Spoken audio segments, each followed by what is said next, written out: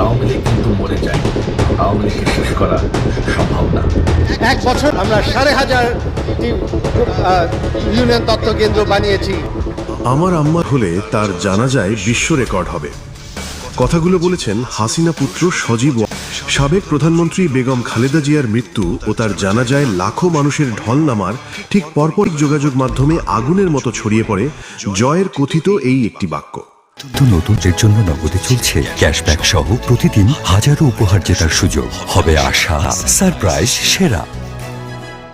দাবি করা হয় খালেদা জিয়ার জানাজার জনসমুদ্রী মন্তব্য করেছেন।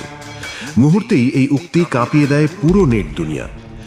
ট্রাইব্যুনাল যখন শেখ হাসিনাকে মৃত্যুদণ্ড দিয়েছে, তখন সুদূর প্রবাসে বসে পুত্র জয়ের মন্তব্য যেন এক নতুন বিতর্কের জন্ম দেয়।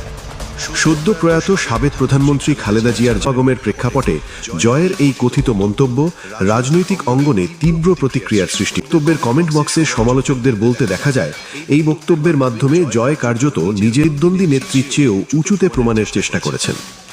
৫ অগস্টের পট পরিবর্তনের জানা যায় বিশ্ব রেকর্ড গড়ার দাবিকে অনেকেই রাজনৈতিক দমভক্তি হিসেবে একজন প্রয়াত নেত্রীর জানাজার সাথে তুলনা করে দেওয়া এমন বক্তব্যকে রাজনৈতিক শিষ্টাচার বহির্ভূত ও কুরুচিপূর্ণ বলে আখ্যায়িত করেছেন নেটিজেনরা। তাদের বিবর্জিত অতি আত্মবিশ্বাস কিংবা রাজনৈতিক প্রতিপক্ষের প্রতি বিদ্বেষের বহিঃপ্রকাশ হতে পারে। ছড়িয়ে পড়া এই দাবির সত্যতা নিয়ে শুরুতেই বিভ্রান্তি দেখা দেয়। পরবর্তী অনুসন্ধানে প্রমাণিত হয় এমন কোনো মন্তব্য করেননি এবং প্রচারিত উক্তিটি ভিত্তিহীন। ঘটনাটি এখন ফ্যাক্ট চেকিং প্রতিষ্ঠানগুলো বিষয়টির গভীরে অনুসন্ধান করে।